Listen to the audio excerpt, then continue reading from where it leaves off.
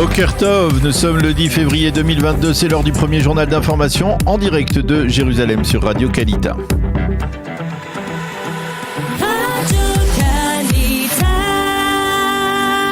Le journal en direct de nos studios de Jérusalem. Et oui, à Jérusalem, nous retrouvons notre correspondant Daniel Haïk. Bonjour Daniel, Boker Tov, et nous commençons ce journal par le plan économique présenté hier soir par le Premier ministre israélien Naftali Bennett. Oui, Boker Tov, Ilana, il s'agit effectivement d'un plan de lutte contre la hausse des prix en Israël, un plan concocté ces derniers jours par les experts du ministère des Finances en étroite collaboration avec le ministère du Commerce et bien entendu le bureau du Premier ministre. Ce plan inclut des réductions d'impôts pour les familles dont les parents travaillent et pour chaque enfant de 6 à 12 ans. Il s'agirait d'une réduction de quelques 200 shekels environ par enfant de ces âges-là. Par ailleurs, les taxes sur de nombreux produits de consommation tels que la viande, les poissons, la farine, l'huile d'olive, mais aussi les meubles et les ustensiles de cuisine seront réduites, soit annulées également, possible une annulation donc de ces taxes. L'État endossera grâce à des subventions une partie de l'augmentation des tarifs d'électricité qui a été décidée il y a de cela quelques jours à peine. Par contre, il n'y aura pas de baisse des prix de l'essence, ni même des produits agricoles, ni la moindre aide pour l'instant aux indépendants qui ont été durement touchés, on le sait, par la vague d'Omicron au cours des derniers mois. Cette absence d'ailleurs a provoqué hier des tensions entre Avigdor Lieberman et Yair Lapid. Ce dernier aurait souhaité que le plan vienne en aide à ces indépendants. Le montant total de ce plan est estimé à quelques 4 milliards de shekels. Le Premier ministre Naftali Bennett a déclaré hier soir que ce plan est un nouveau contrat entre les citoyens israéliens et l'État. C'est un contrat honnête qui stipule que les citoyens qui travaillent et œuvrent ainsi au développement de l'État méritent de pouvoir bénéficier d'un salaire net plus important, a déclaré Naftali Bennett. En aparté, Yair Lapid aurait affirmé que ce plan n'était pas suffisamment généreux à son avis.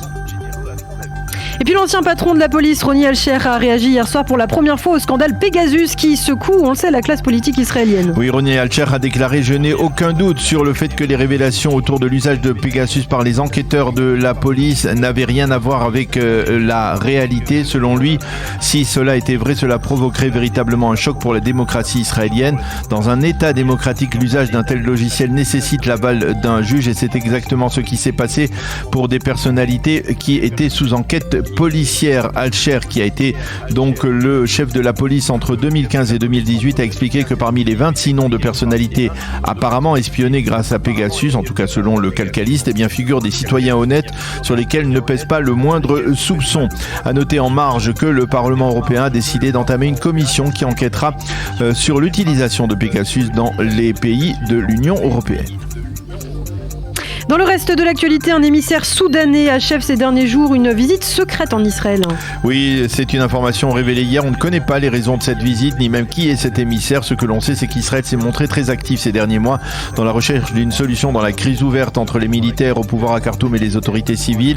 L'une des explications, les Américains auraient affirmé à Israël que la pleine normalisation avec le Soudan serait conditionnée par un retour à une stabilité du pouvoir à Khartoum. Il faut rappeler que le Soudan a signé l'an dernier les accords d'Abraham et que les relations bilatérales avec Israël n'ont pas encore été normalisées. Par exemple, il n'y a pas encore d'ambassadeur des deux pays. Et puis, Israël a décidé de ne pas s'opposer à l'intention des Américains de réintégrer l'UNESCO. Oui, je vous rappelle que les États-Unis et Israël avaient quitté l'UNESCO sous le mandat de Donald Trump pour protester contre les résolutions anti-israéliennes votées par l'Organisation internationale de culture. Désormais, l'administration Biden veut réintégrer les instances de l'UNESCO et elle aurait demandé à Israël de ne pas s'opposer à cette initiative. Israël a donc apparemment donné son feu vert après avoir obtenu des garanties que l'UNESCO ne prendra pas de mesures unilatérales anti-israéliennes et reconnaîtra au moins un site juif de Jérusalem comme patrimoine mondial.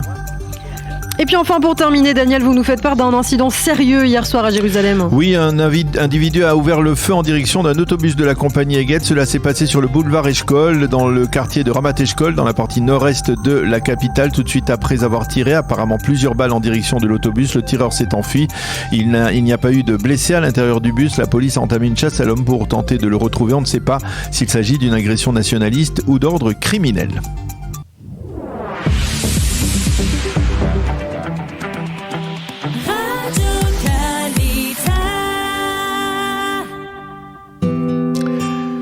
Une page météo pour compléter ce premier journal d'information. Le temps, il sera froid et pluvieux aujourd'hui sur l'ensemble du territoire israélien. Un temps pluvieux qui devrait d'ailleurs se prolonger jusqu'à demain, mais pour Shabbat, Bonne nouvelle, on prévoit le retour du soleil et des températures en hausse. Il fera aujourd'hui 7 degrés à peine à Jérusalem, 15 degrés à Tel Aviv et 19 degrés à Eilat.